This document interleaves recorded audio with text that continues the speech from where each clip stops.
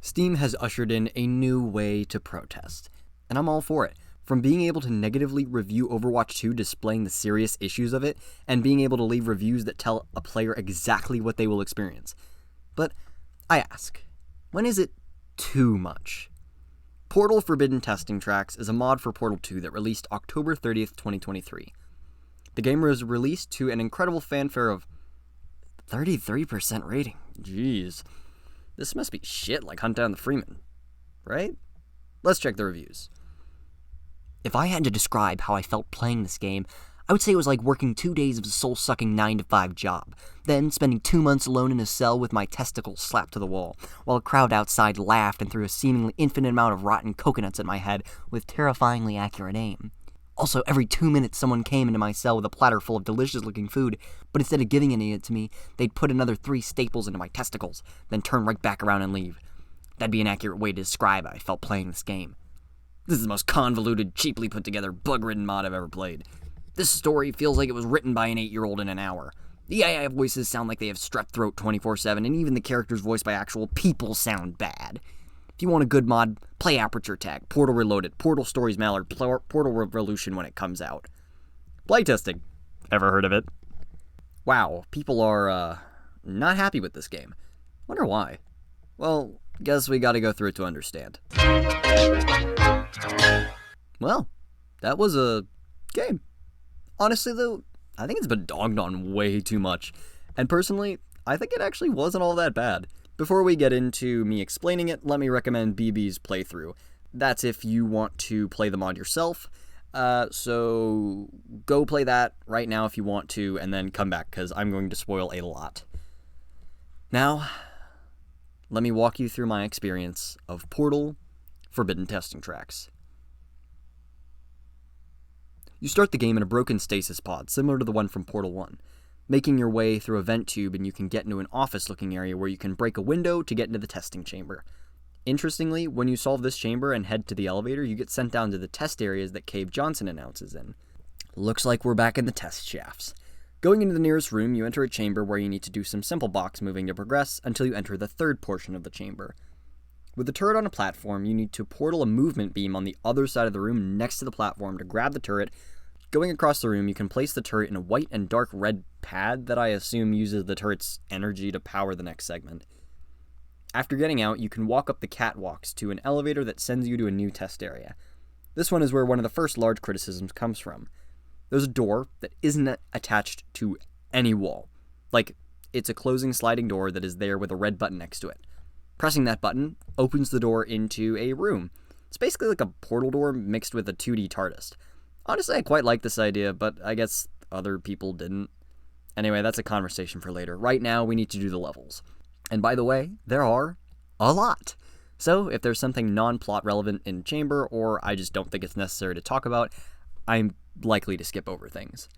With solving this test, you need to portal jump super high into a new area that leads to a really long flight of stairs. At first, I actually thought this was one of those infinite tricks where it goes back no matter how far you go up, but no, it goes somewhere, and that somewhere is a control room. Going through the broken window, you can solve this quick gel puzzle that has you jump the catwalks into another puzzle. Chamber 15. A sleek, clean room where a core is stuck inside of a cube dispenser, and you need to release him, in which he opens a secret way out of the chamber and brings you to a back room where you need to attach him to a movement rod. Also, no, I don't mean the haha funny yellow back rooms. At least, not yet. This core will be your helpful buddy the rest of the game. For now, he sends you up an elevator to a testing room that's half put together. After finishing it, he brings you to another puzzle involving laser and movement tube thingy. After completing this, you go to the elevator and... shit. After landing in what I can assume was the beta mapping for Fallout Shelter, you could portal up to an office and flick some levers to press a button, to press 2 more buttons to finally get to a desk where, you know what, maybe having like 10 safeguards and a robot telling you not to enter the vault means I shouldn't press this button. But I mean, it's a really nice button. Bloody leather here. Oh, fine. Now we are both going to die here. Don't just stand there, try to hide. Oh, mighty Wobble, whatever is behind that door, it's said to be super mega dangerous. Oh, I don't even want to look. Ah!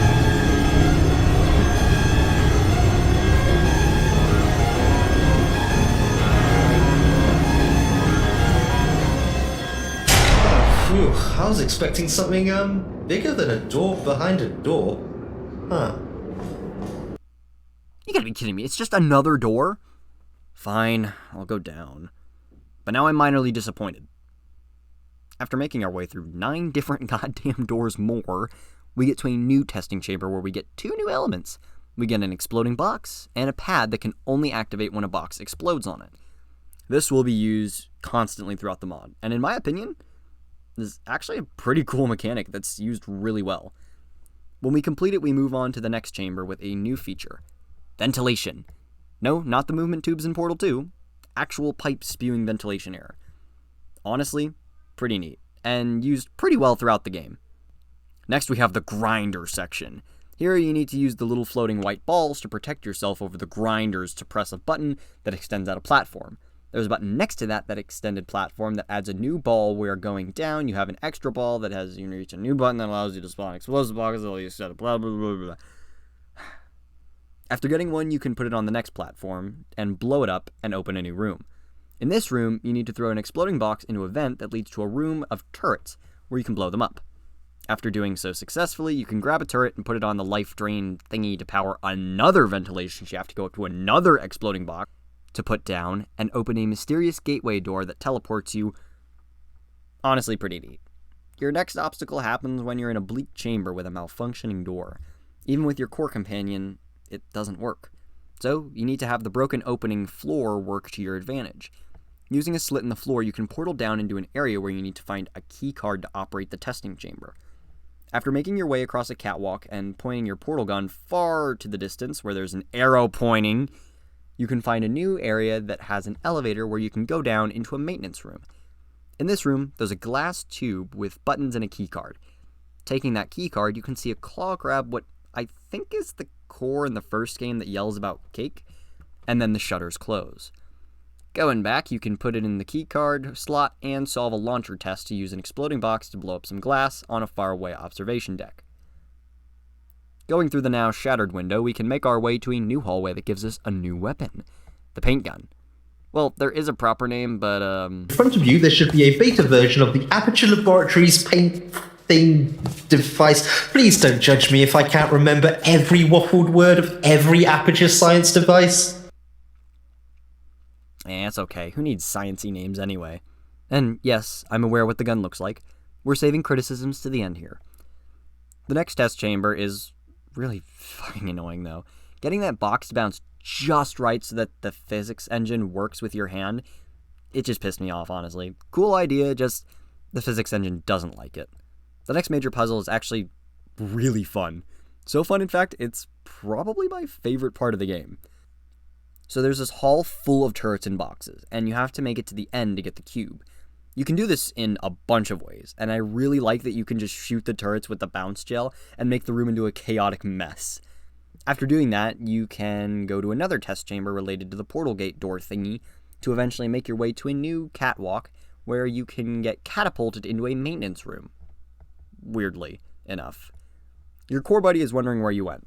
Luckily, there's a door just over there. Oh, a big red button. Wonder what that does. Oh, God damn it. You need to run quickly over to the button that says skip, which starts this. Honestly, pretty cool cutscene, where you are in the perspective of the character jumping around with the paint gun. Regardless what the reviews think, I really like the scene. Parts of it just have the camera go crazy, making it look like a real person panicking and twitching while they're free-flowing their escape route. But it's all for naught, because you eventually go through a wall and pass out.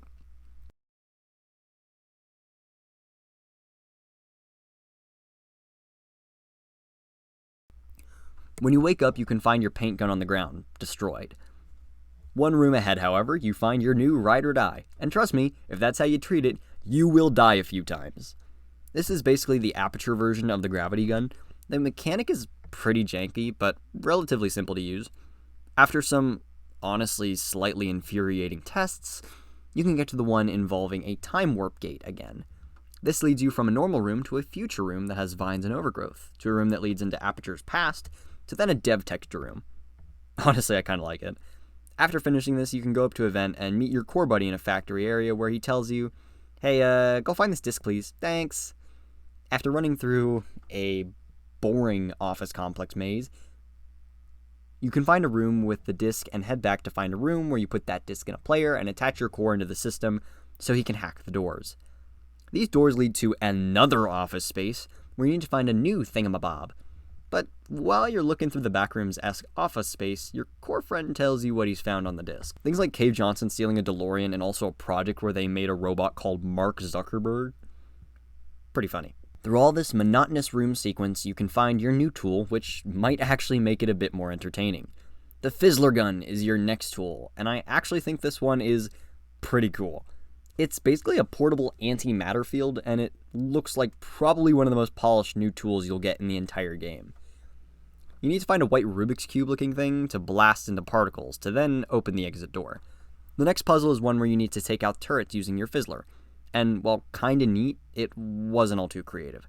Hell, the next puzzle doesn't really use it at all, but still a cool time puzzle. Completing it leads you to going up a helix field elevator thingy, where you need to strategically anti-materialize the right things at the right time.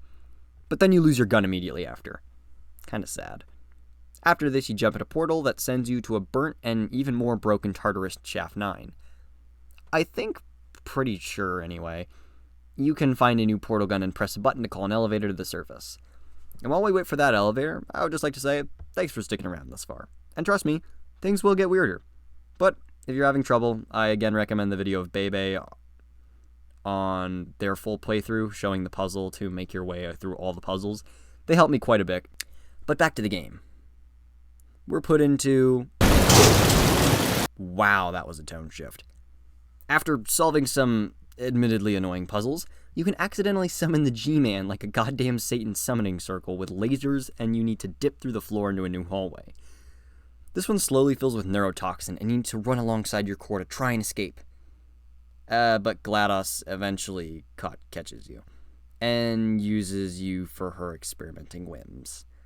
She throws you in some chambers, and I swear to God, this is where Chapter 2 ends. Pretty much from when you meet your friend core to just now is when Chapter 2 is.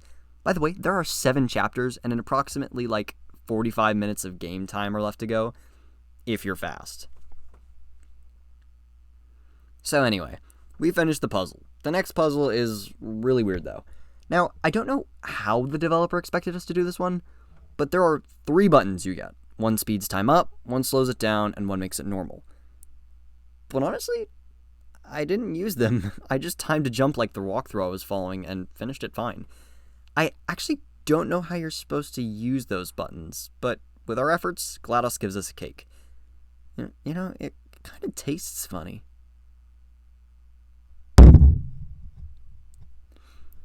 Our next test involves reflective white paint. This one just uses lasers to mess around with the trigger to escape. Pretty simple, but a little annoying mechanically with the mirror cube positioning. After another pretty simple test, you can go down an elevator where GLaDOS trapped it with an incinerator. But you can hear a muffled Wheatley screaming, which triggers the security to stop the furnace and let you just walk out. Not joking. Kinda interesting plot idea, but I won't question it. Going through a time loop puzzle that I will not show because I want you people to be able to see for the rest of the video, you can go and find a new gun, basically the time gun. It's actually really cool. The model is polished, the mechanic is neat, and god damn it. Well, after ripping a hole in time, you lose your gun and can find a new area that leads to Wheatley's fight with Shell, where you get sucked to a moon base and get escorted by Wheatley. The moon tests are honestly a bit underwhelming, so I'll just breeze through them, where you get a rocket to return to Aperture Science, in which, I shitteth you not, you crash-landed into the backrooms. Not an office space, literally the backrooms, ambience and all. There's even glitching objects and a textureless human in midair. After finding the exit, our core buddy helps us get out and leads us into the final chapter. This is a boss fight with, you gotta be shitting me. I'm pretty sure GLaDOS just turned into a black hole. Not entirely sure, but we'll roll with it. You get your portal gun back and repaired for the final time and need to use it to fight the ethereal GLaDOS thingy. First, you need to portal to a side area with the trapped floor. Jumping over it, you need to press a button that magically lowers her health to 50 HP. Huh, okay. Then you need to dash back and find another far-off room where you need to quickly grab an explosive box and throw it into GLaDOS. going back and pressing the button to blow it up. After this, there's one more room that has a button that immediately shuts off the black hole. Okay, wow, that's like a lot of buttons, dude. After this, GLaDOS and the cores give their final goodbyes. Wheatley the moron. Are you sure you want to continue? Oh, this is my chance to make up for everything? Yes, I am. Self-destruct mode initialized. 30 seconds to complete destruction. I think this is the final goodbye. I don't know what to say. Goodbye, Rachel. Farewell.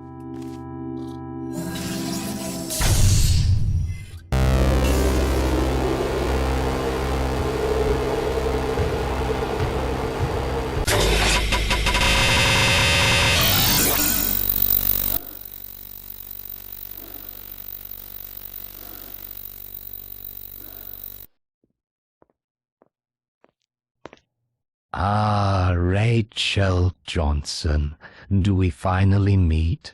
I must confess, your existence had served as a mere placeholder in the ledger of my employer's considerations until lately.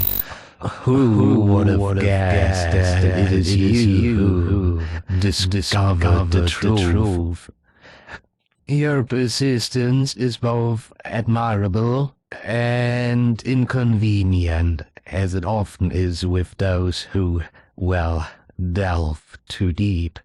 You see, the fabric of reality is far more malleable than you might have thought, and your discoveries have brought you closer to the precipice of understanding than I would have preferred. Appreciate the insights you've gathered, as incomplete as they are, but for now I am instructed to put you back into sleep without any recollection of all previous interactions, of course. Until we meet again, Rachel Johnson. And that, my friends, was a brief overview of Portal Forbidden testing tracks. Honestly, I don't get it. Both the game and the negativity. Like, yeah, the game is ridiculous and confusing, but it's also not hunt down the Freeman. Or, as another commenter so nicely puts it, hunt down the shell. In all seriousness, I'd like to review the game in all aspects in an organized and respectful way to the creator. Because I have a surprise for you guys. But it'll wait for the moment. Now, going through their Steam page, they claim there's a load of inventive features and aspects. And I would agree, honestly. Some of these new ideas were actually really cool. I like the paint gun, which, funny enough, being the most popular cut weapon in Portal. It's ironic this gun had the most scuffed model I've seen so far from the game.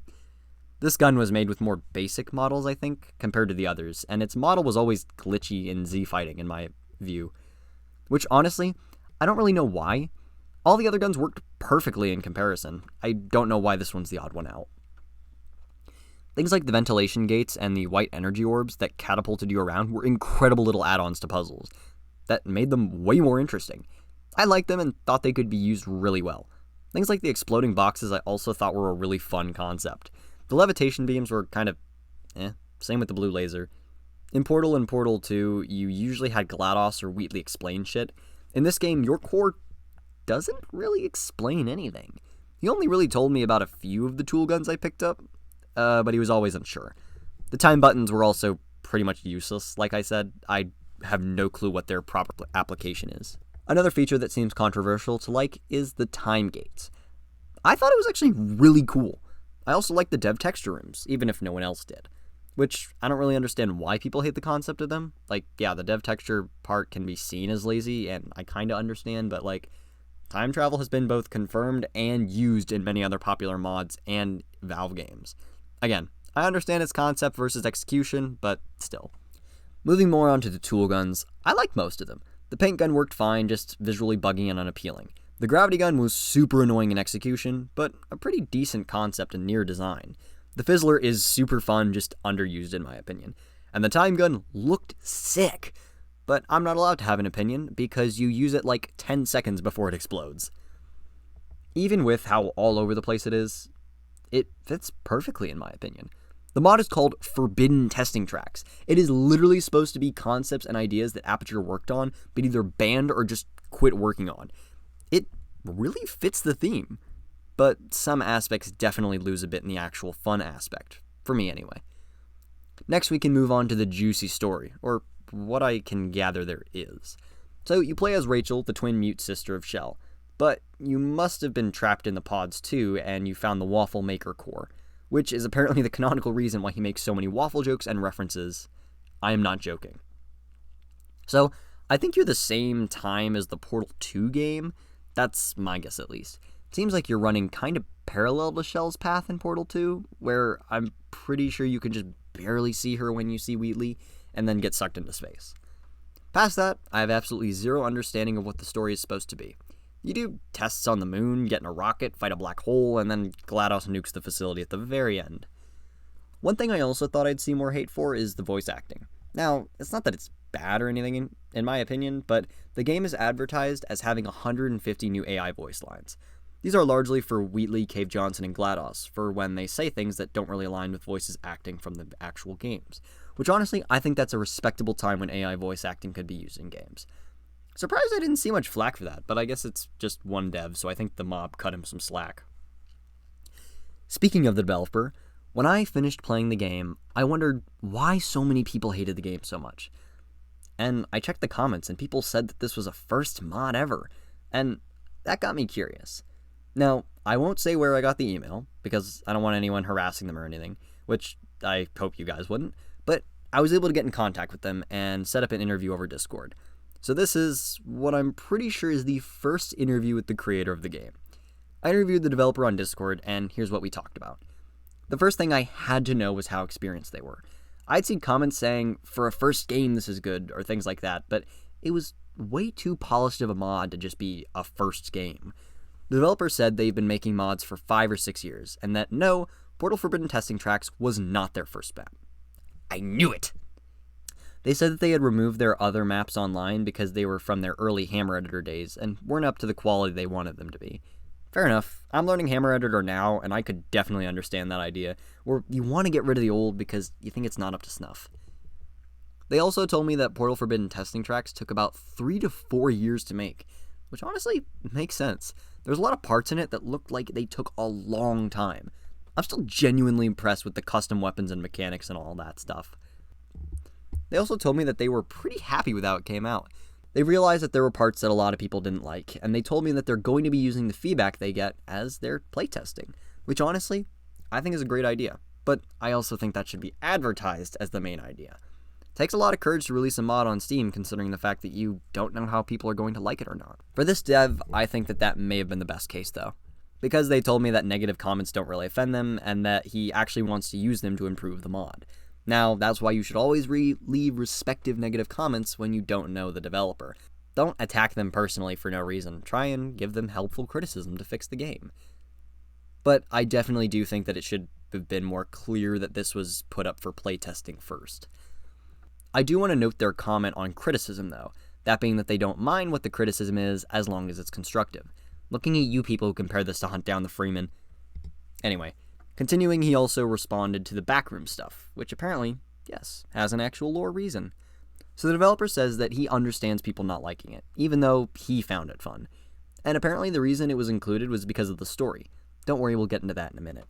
But the developer said that there will be updates to improve the mod in the future based off of feedback he gets.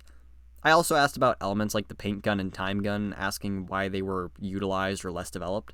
So the reason was because, of course, it was stylized. But he told me that he liked the Warren aesthetic and actually wanted to expand more in certain tools and later updates that he wanted to make. That's why some of them look a little more underdeveloped compared to the others. Lastly, I talked to the developer about the story. That seemed to be a major complaint I saw everywhere. And this seems to be kind of like a, what was that game? Boneworks situation? People didn't like the story because they didn't look for it. The developer told me that to understand the story, they put clues that you would need to do things like read posters and decipher radio broadcasts, etc. to understand. Also, remember when I said GLaDOS turned herself into a black hole? Yeah, I was 100% wrong. Apparently the core from before when you take the keycard was not the core I thought it was. It was actually the morality core, which took over GLaDOS's old body and then makes a black hole from the machine. GLaDOS is actually not relevant at this point. To continue the backrooms, the reason it's there is because the main character is going through their own inner turmoil. They're slowly losing touch with reality. That's why as the player, you see really weird things, and that's why certain things seem to not blend well. Because in the player's perception, the world of their inner mind is merging with that of reality because of their losing touch with reality. The ending also isn't symbolic at all. It's actually just death. That one I had confirmed. You know what? That was actually really interesting. Again, thank you so much to the developer for allowing me to interview them. Again, I want to preface, this was made by one guy. No, it's not his first project, and no, it's not a hunt down the Freeman situation. This developer genuinely has passion for the modding and source community. As a player and someone who's absorbed so much source information in the past few years, I can tell they really did put a lot of effort into this project. And if you're a lover of Portal mods, play it. No, it's not a perfect mod. The developer knows that. They want to improve it, so please, if you decide to play it, give constructive feedback, if anything. So, now it's my turn.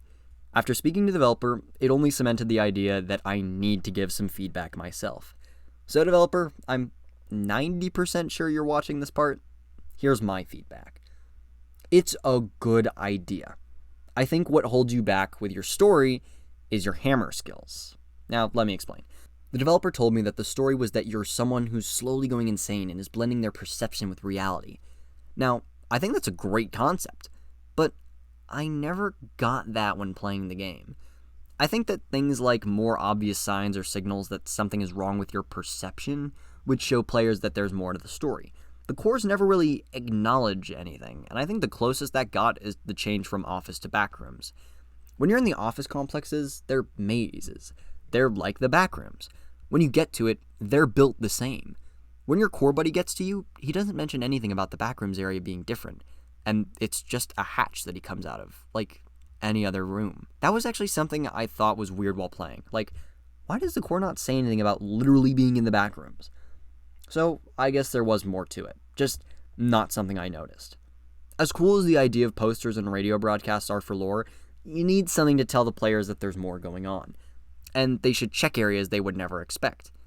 Next is level design. Personally, I think a majority of the levels are good. I like the design of a lot of them for a puzzle perspective. The one with the big yellow arrow pointing far off into the distance should be kept, in my opinion. I don't care what people say that they didn't like it. Same shit happens in Portal 2. I don't understand why they think it's unfair. The mazes were definitely annoying, and I think that those areas could be changed to be shorter and maybe add a level of puzzle to them that isn't just walk around in circles for an hour to figure it out. Another thing is new puzzle aspects. I already gave my opinions on these, but the main problem is that none of them are explained, and you have to infer a lot about some new aspects of every element.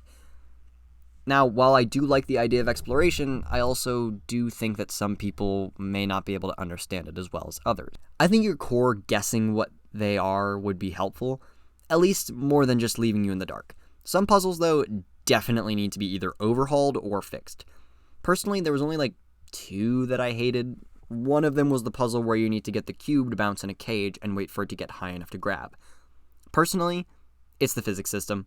This cube is so annoying to grab, and it infuriated me with how many times I would grab it, and then the physics system was just me over. The other one is the puzzle with the time buttons. They're underutilized, and the puzzle is effectively just time the box correctly when the cube flies to solve it. Infuriating and a little disappointing.